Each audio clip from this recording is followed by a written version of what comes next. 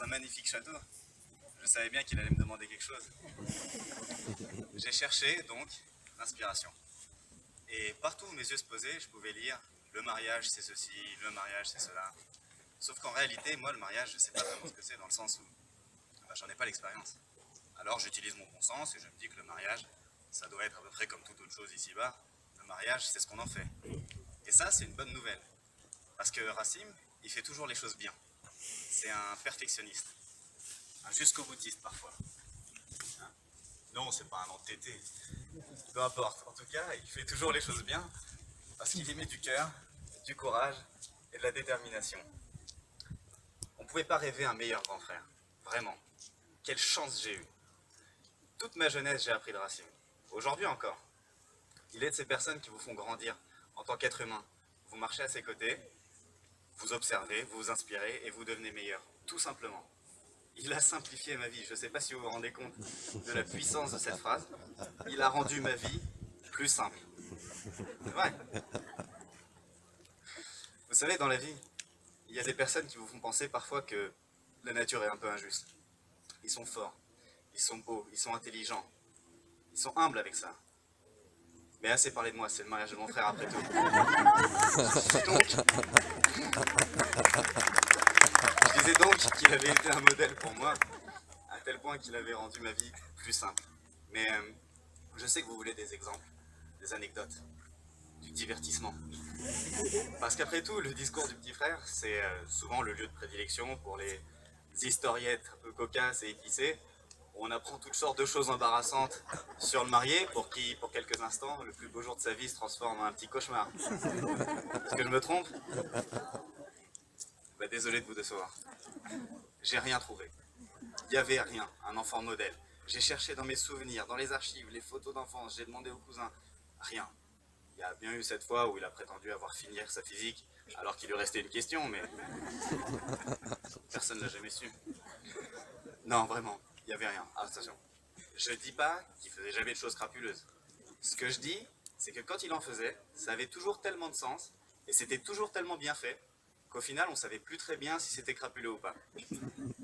Bah, tenez par exemple. C'est comme lorsqu'ils achetaient des mobylettes à moitié cassées avec son acolyte Willy. Il est où Willy? Son 3SP et autres, il les réparait et revendait 3 fois le prix d'achat. Et ben, vous savez quoi, les petites bibines, à l'âge de 8 ans, qui démontaient les mobylettes, nettoyaient toutes les pièces, les remontaient, c'était souvent les mêmes que celles qui ont écrit ce discours trop long. William s'en rappelle pas parce qu'il était très peu impliqué. Enfin bon, c'était les miennes quoi. En échange de quoi? Eh ben, explicitement, en échange d'un tour en mobilette derrière lui à la fin, 30 à 40 secondes contre une journée de travail dans le garage. À l'époque, je pensais faire une bonne affaire. Mais devinez qui m'apprenait à reconnaître les bonnes affaires? Facile. Et implicitement, c'était pas vraiment une question d'échange de toute façon. Je faisais ce qu'il me disait, et j'évitais une bonne paire de baffes. Il avait ses méthodes. On aime ou on n'aime pas, mais ça marchait. Non, non, mais on n'était pas malheureux, ma soeur et moi. On avait les parents de notre côté. On a tout de suite remarqué que quand on menaçait d'aller tout raconter aux parents, ils redevenaient beaucoup plus raisonnables. À l'époque, maman venait de passer sa ceinture noire. Non. Non, non, mais ça n'a pas duré très longtemps. Hein. Seulement jusqu'à ce que je devienne plus grand et plus fort que lui physiquement. À l'âge de 8-9 ans. Qu'est-ce qu'il est long ce discours? Partez pas, c'est bientôt fini.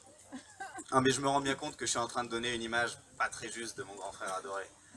Faut savoir quand même que les plus grands fous rires que j'ai eu toute ma vie, c'est avec mon grand frère que je les ai eus. Le sport aussi, le ping-pong, la boxe, la danse après. Tout ça, c'est avec Racim que je l'ai partagé. Toujours avec cette même énergie intense qui rayonne et qui partage volontiers et qui transforme tout ce qu'on fait avec lui en une véritable aventure. Cette nouvelle aventure, la plus grande de toutes peut-être, Sandra, le mariage, c'est ensemble que vous allez la vivre. Émotion.